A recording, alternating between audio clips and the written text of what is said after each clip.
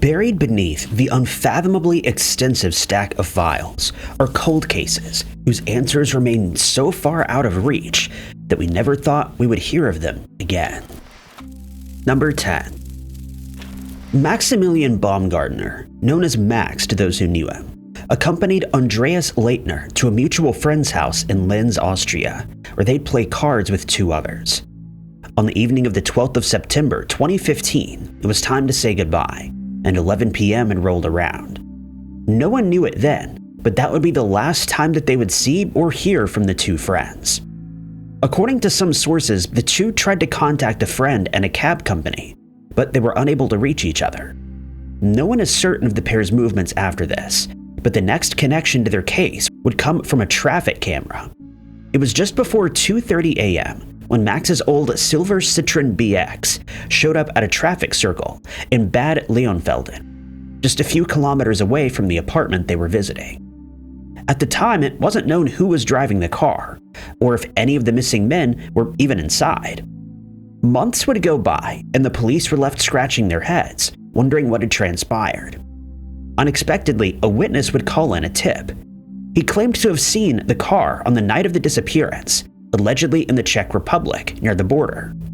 Despite thoroughly searching the areas of the last reported sightings, no clues as to Max and Andreas's whereabouts could be found. Police later discovered that only one of the friends was carrying a cell phone. Andreas had left his phone back at the apartment. Even though Max had his device with him, he was unreachable and untrackable. Subsequently, the case would run eerily cold, with the community left in a state of grief as they dismantled every theory of what could have happened that fateful eve. For the next decade, the questions would remain unanswered, and the fate of the friends would remain unknown. Then in 2025, a detail that no one would have ever expected surfaced from the forgotten depths of the cold cases. In mid-October, the military was conducting diving exercises. The reservoir had unusually low water levels, and as soldiers dove in, something that would otherwise have gone unnoticed became apparent. It was a silver Citroen BX, a vehicle, and a number plate that broke the surface tension. The soldiers called the police, and the car was yanked from the water. It was soon realized that the vehicle became the unlikely coffin of two individuals. The description of the car fit that of Max's missing Citroen. It took a month or two before the medical examiners were able to confirm who the victims were. The driver and passenger were, in fact, Max and Andreas. For reasons still under investigation, the men ended up in the reservoir, an area that had already been searched in 2015. No one truly knows what happened to them. Number 9. It was the 12th of August, 1982, when a man was observed walking westward along the side of Western Reserve Road, an often traveled route in the Youngstown suburb of Boardman, Ohio. No one knew who the man was or where he was off to. All they know is that he would never make it there. It was just before midnight that day, and the humidity had dissolved into just a slight nip. The unknown man was still walking, until he wasn't. He just came out of nowhere, the driver may have said, as she stuck around after colliding with the traveler. Guilt, though, got the better of her, and she later turned herself in and led the authorities to the body of a man that no one knew. A brief search of his person led to no significant identifying markers. He carried with him no ID or driver's license. The only distinguishing characteristic of this roadside collision victim was a notable tattoo. Despite the permanent mark and a desperate appeal for information through local press coverage, the case of the Western Reserve Road John Doe would ultimately run cold. A yellow sleeve bearing only autopsy information and images of the deceased was slammed atop the already dusty collection. The Mahoning County Sheriff's Office collected DNA, fingerprints, and other samples, hoping that one day in the future, technology would advance so much that a name could be put to the face. It was a good thing they kept that DNA too, because a whole 4 decades later, the DNA Doe Project would begin efforts to finally solve cases once thought unsolvable. Upon hearing that this project had been unsuccessful, the Mahoning County Sheriff's Office and its cold cases would be next on the list. They brought the case of the Western Reserve John Doe to the DNA Doe Project, where the lead genealogist works pro bono. Another establishment, known as the Porchlight Project, a nonprofit organization, would also be roped into the case, hoping to assist in finally putting a name to the hit-and-skip victim. The Porchlight Project, dedicated to solving cases like these in Ohio, would ultimately fund the lab work and database costs for this case. The DNA left in the storage room for 4 decades was uploaded to the GED match database. Upon doing so, several matches were identified, none of which were our John Doe, but rather his very distant relatives. It was made clear that John Doe had recent European ancestry, tracing back to Ireland. When the project uploaded the same DNA to another database, this time Family Tree DNA, they would find an even closer match. There was a woman who shared almost 2% of her DNA with the unidentified victim, a match that would spark off a domino effect that would lead to an unexpected conclusion. Through this match, the experts identified a man born in Ireland in 1836, an ancestor of the Western Reserve Road John Doe. From there, they built a family tree of that man's descendants and discovered that a few had relocated to Massachusetts. The descendant tree continued, and soon a new name entered the picture. Charles Joseph Noonan III was born in Waltham, Massachusetts in 1941 and grew up in the Boston area. He'd later get up, leave the area, and settle in Los Angeles. Much evidence of his life could be found in this area during the 1960s, but he abruptly dropped off the radar thereafter. The team at the DNA Doe Project could find no definitive proof that Charles had passed away, or if he was still alive. But the now mostly complete family tree would allow them to track down family members who may be able to provide the agency with insights. The Mahoning County Sheriff's Office was able to make contact with Charles's niece. She explained that after moving to Massachusetts, her mother, Charles's sister, fell out of contact with him and had unsuccessfully tried to locate him several times, including online.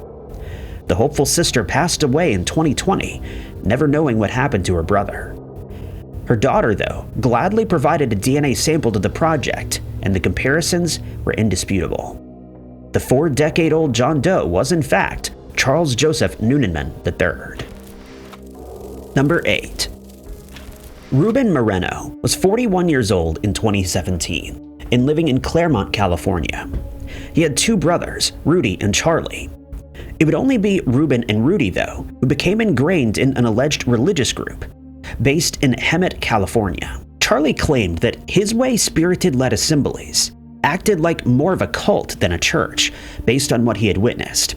He was averse to joining the group he viewed as atrocious, and because of that, he was shunned. The group ultimately limited contact between him and his brothers, but if the members of his way had allowed outside communication, maybe Charlie would have learned of Ruben's disappearance sooner. He wouldn't be reported missing for a harrowing 2 years, having last been seen on the 1st of February 2017, only to be reported missing in August of 2019. The entire case, though, would receive very little attention until 2023, when the media made an unexpected link to a case that was reported that year. On the 25th of May, 2023, Emilio Ghanem was last seen at the Starbucks at 600 Redlands Boulevard in Redlands, California. He was last heard from by phone around 6:40 p.m. that same day. The 41-year-old was last known to be driving a white Nissan Frontier pickup truck, a rental car he picked up in Las Vegas just 10 days prior. The connection between him and Ruben, well, both were members of the cult-like religious group, His Way.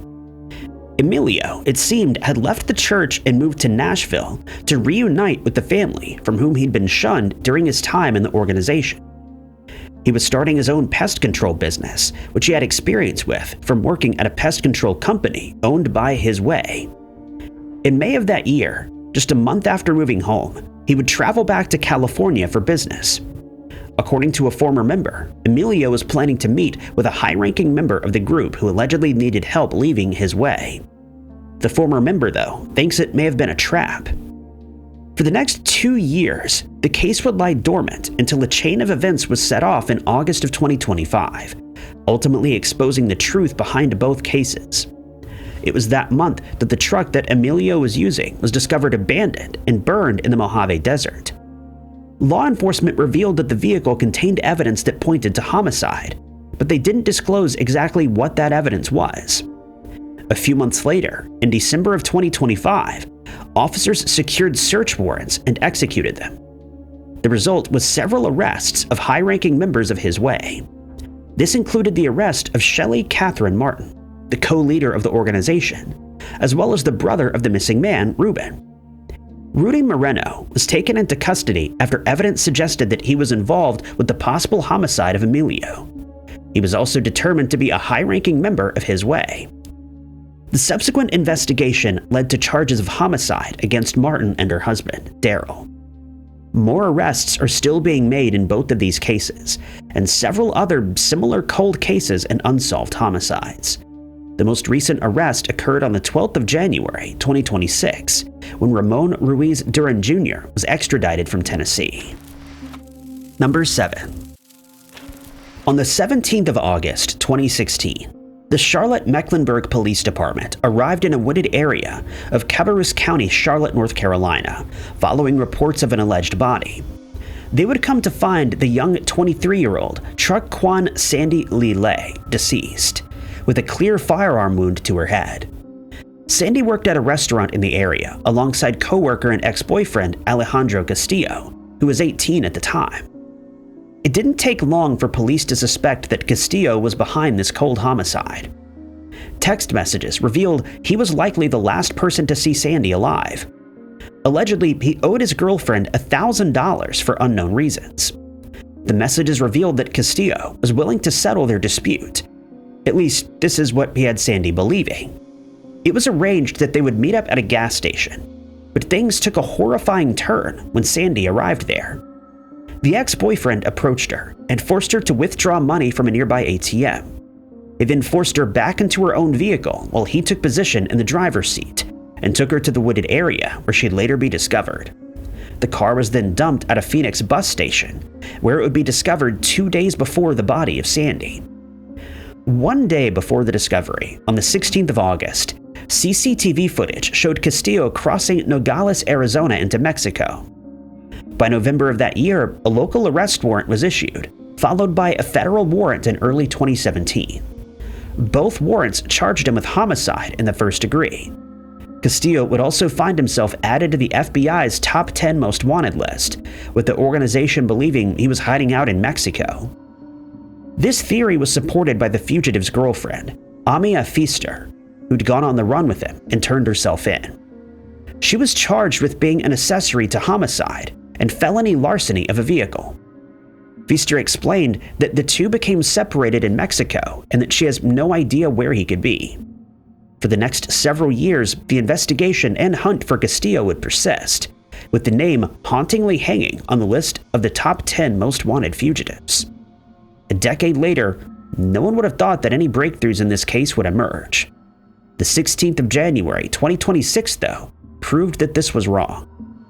That day, the FBI announced that they'd arrested one of the fugitives on the 10 most wanted fugitives list. 27-year-old Alejandro Castillo was found in Hidalgo, Mexico, and now faces criminal charges not only for homicide in the first degree, but also for evading law enforcement and going on the run. This breakthrough marks the 5th fugitive on the list to be arrested in the past year. Number 6. It was a day like any other in Lumberton, Robeson County, North Carolina, when a bright morning would turn into a dark and twisted afternoon on the 2nd of June, 1978. Just 1 mile east of Interstate 95, a local farmer was working in his field, a routine that he did almost daily. Of all the things he often came across, abandoned trinkets, lost things, vehicle parts, the odd skeletal remains of birds and rodents here and there, he never imagined that one day his golden meadow would become the final resting place of an unknown individual. As he made his way through the stalks and finally popped out to the edge of it, the farmer was met with a grisly sight. Before him lay a severely decomposed and mummified body, dumped in this unseen area, obscured from immediate vision. The authorities were on the scene instantly and determined that the Lumberton Jane Doe had met her untimely demise some 2 to 4 weeks earlier. She lay in the field uncovered as medical examiners and authorities documented the scene. Approximately 15 to 22 years of age, they noted. 5'1" to 5'3", weighing anywhere from 95 to 120 pounds. Her hair, they jotted down, was medium length, light brown with a reddish tint. Eye color unknown, and from there, the remains were transported to a laboratory where examiners continued their work. But the autopsy could not determine how the young woman came to pass. Examiners observed no signs of trauma, though the manner of her passing and disposal are regarded as suspicious. Despite all the physical information on the Lumberton Jane Doe, experts were unable to determine who she was, where she came from, or what may have happened to her. Over the next several years, authorities ruled out countless possible names. In January of this year, Brenda Sue Davidson, a girl who disappeared in 1974 in Woodbridge, Virginia, was also ruled out as a possibility. She was followed shortly by another exclusion, Mary Frances Gregory, who disappeared at the age of 19 in 1978, as she was found to not match the description of the Jane Doe. After all was said and done, investigators were left with more questions than answers, and while they've made some strides in bringing this body back to the family it belongs to, the identity of the victim remains unknown. Number 5. The Gila River Police Department of Sacaton, Arizona, couldn't say they were shocked when they received a tip from a member of the public claiming they'd come across a body while on a walk. What should shock them, though, was the amount of time it would take before they yield any information that would lead to a breakthrough. It was February 2024 when investigators with the department arrived in the sandy, baking hot desert and were led to a disturbing site near an irrigation canal. It was there that they would look upon the partial skeletal remains of an unknown man, with the most dominating and intact feature being the skull. They estimated that the individual must have been anywhere between the ages of 18 and 70, making for a rather large pool of potential victims. It was also determined through the advanced state of decomposition that he must have been lying here for at least 3 to 5 years before being found. This estimate didn't narrow down the potential, though. Investigators found themselves looking into the disappearances of every age group except for under 18 boys, and for missing men who vanished anywhere from 3 to 5 years ago. The list was extensive. The number of missing people continues to climb, and this unknown man, a victim of mystery, only adds to the statistics. Investigators with the BIA joined the Pinal County Medical Examiner's Office in an effort to submit as much evidence to Othram as possible. Many identifying markers were determined, collected, and submitted in December 2024. Analysis of brain tissue residue of the Sacaton County John Doe revealed traces of narcotics, specifically in the amphetamine category. The cause of his demise, though, couldn't be determined, leaving authorities relying on identifying the individual himself to hopefully piece together his story. Hopes were high that the man who suffered an unknown fate would be quickly identified, giving the family closure. But this is not what would happen. DNA compared against itself yielded no results. The case remained hauntingly open as investigators struggled to find any matches to missing person cases. It was the 12th of January, 2026, when genetic genealogists attempted to test the DNA again. And this time, they also had their eyes on a particular disappearance, one that occurred in 2020. It was the vanishing of 35-year-old Glenn Thomas Tate Jr. The White Mountain Apache, affiliated with the Gila River community, was seeking medical treatment on the reservation that year. As he wandered around at South Phoenix in search of assistance, Glenn would vanish and was last seen on the 22nd of July that year. He was reported missing, and a case was opened, but that's about where the efforts stopped, only for him to be later connected to a cold case that began at the start of 2024 and only saw a breakthrough 2 years later. The Sacaton John Doe was a Glenn Thomas Tate Jr., and DNA confirmed it in January of this year. By this time, the 35-year-old had already been missing for 6 years. His skull was found just 3 miles away from the Huhucam Memorial Hospital, which never claimed to have seen anyone matching the former missing person's description. One can only guess at what eerie events took place that claimed the life of this man. Number 4. It was April 2018 when the Bastrop County Sheriff's Office was called to a distressing scene in the 300 block of Old San Antonio Road. It was here that a passing motorist had spotted something unusual and unnerving along the roadside. It was a body. Instantly, he contacted the police, who made an immediate identification of the deceased. The body was that of Alba Aviles. According to investigators, Alba was last seen leaving Club Caribe, located on Felter Lane, the evening prior. An unknown assailant creeped up on her that night and made use of an unknown object to asphyxiate her. Aside from a confirmed ID and manner of her passing, no other information would surface in the slaying of Alba, and her case would go dauntingly cold for the next several years. On the 21st of June 2024, officers of the Austin Police Department would be responding to the call of another deceased individual. In an abandoned house located on the 2600 block of Metcalf Road, the remains of an unknown woman were found. When officers arrived at the scene, they entered the decrepit house and discovered the body of 34-year-old Alyssa Ann Rivera. Alyssa was found to have met a similar demise to that of Alba, and she was found just 3 miles away from where the first victim had been discovered. Law enforcement didn't know it yet, but this discovery would ultimately link the two crimes together, hinting at the possibility of a homicidal maniac targeting the women of the San Antonio area. DNA was collected from both scenes, with Alba's evidence kept aside in the hope that the suspect would be identified. Instead of connecting the DNA to a suspect, though, the police found something distressing. The evidence collected from both crime scenes matched. In mid-2024, law enforcement confirmed that there was a connection between these two homicides and that they were likely the victims of a potential serial slayer. It was at this discovery that the case ran cold again, and the files lay dormant for another year. Austin police have now released CCTV footage of a potential suspect believed to be the perpetrator behind both of these homicides. The individual can be seen walking down the road, in and out of frame, and he can be seen walking with Alyssa, who would soon pass away. Despite the new footage and a fresh appeal for information, though, the suspect remains unidentified. Number 3. Two notorious cold cases, the Zodiac Killer and Black Dahlia, have long remained unsolved. The Zodiac, known for grisly homicides and public coded letters, remains an unidentified serial killer. Elizabeth Short, later known as the Black Dahlia, was brutally slain and severed. In 2025, amateur cryptographer Alex Baber proposed an unexpected connection. Using AI, Baber claims to have decoded the Zodiac's Z13 cipher. This is the My Name Is cipher, and supposedly the Zodiac's name is Marvin Merrill.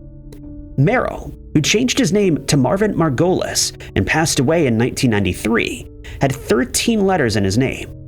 Crucially, Margolis was questioned by police in July of 1947 regarding Elizabeth Short's death. He initially lied, later admitting to living with Short just before her murder. Margolis, a psychologically unstable former Navy corpsman with medical training, also allegedly drew a disturbing picture of Short containing the hidden word Zodiac before his death. Baber's cipher solution has been reviewed by an NSA codebreaker who suggested that it checks out. Though skepticism remains due to past amateur theories, this potential link between the elusive Zodiac and the Black Dahlia may finally unravel both enduring mysteries. Number 2. Laurie Ann Powell was living in Wicomico when she mysteriously vanished one fateful evening on the 8th of March, 1988. She was last seen heading out on a midnight walk down Route 614, Hickory Fork Road, located just half a mile away from Route 17 and Haynes Mill Pond. Laurie had graduated from high school just a year earlier and was working at a video store run by her mother at Edge Hill Shopping Center and Gloucester Courthouse. Laurie's disappearance was characterized as strange and didn't seem to show any of the classic runaway signs that officers would usually pick up on during runaway disappearances. With no clear evidence to lead law enforcement to her whereabouts, a thorough search and rescue operation was launched. It involved the GCSO, a state police helicopter, tracking dogs, friends, and family. In swarms, they scoured Route 17. Flyers with the missing woman's face served as their only footprints, and a reward of $1,000 was their only hope. But a month would pass with no information surfacing, and authorities were at their wits' end. Then, on the 2nd of April, 1988, there was a breakthrough. The breakthrough, though, was one that no one had hoped for, and it brought with it inconsolable grief. Boaters were drifting in the Elizabeth River near Craney Island when they came across the body of a woman, confirmed to be that of Lori Ann Powell. She had multiple wounds on her back, made by a sharpened blade, and her manner of passing was obvious. She was a victim of a most brutal homicide. Extensive evidence was gathered, but nothing would come of it, not for a while anyway. The breakthrough began in 2017 with a seemingly unrelated passing in a Lancaster home. It was the demise of Alan Wilmer Sr., a 63-year-old resident affectionately known as Pokey. He was a fisherman who used a commercial fishing boat to travel down the Elizabeth River, the same river where Lori's body was discovered. As law enforcement began identifying the departed individual, they found something most unexpected. His DNA matched that stored evidence in the database relating to Lori's homicide. 37 years after she became a victim of brutality, the family finally had closure. Number 1. Another notable true crime mystery that dominates our collective memory is the Colonial Parkway homicide, which has long awaited answers. It was between 1986 and 1989 that a serial slayer wreaked havoc in the state of Virginia. For those 3 years, at least 10 known individuals were attributed to a single perpetrator who committed his crimes along a 22-mile stretch known as Colonial Parkway. It cuts through the Colonial National Historical Park and connects Jamestown, Williamsburg, and Yorktown. Rebecca Dowski and Kathy Thomas were the first 2 known victims of the Parkway slayings. Kathy and Rebecca were a couple who vanished after leaving a computer lab on the William and Mary campus back in October of 1986. The pair headed onto the Colonial Parkway route in their white Honda Civic. Several days later, the vehicle would be discovered with the bodies of the missing women inside. An autopsy found that both victims had rope burns on their necks and wrists and signs of strangulation. It was these 2 homicides that sparked off the spree, resulting in body after body and decades worth of unanswered questions. Robin Edwards and David Knobling were next. Then there was Cassandra Haley, Keith Call, Anna Maria Phelps, and Daniel Lauer, among many more singular victims. The Colonial Parkway homicides have cast a long shadow over Virginia for decades. At least 4 couples were victims of the route. Discussion after discussion, theory after theory, and for years, it all led nowhere. It wouldn't be until 2024, 4 decades later, that a truly astonishing breakthrough would be made. It was that year when the same DNA collected from a deceased Alan Wilmer Sr., the same DNA that linked him to the homicide of Lori Ann Powell, would also be found among the victims of Colonial Parkway.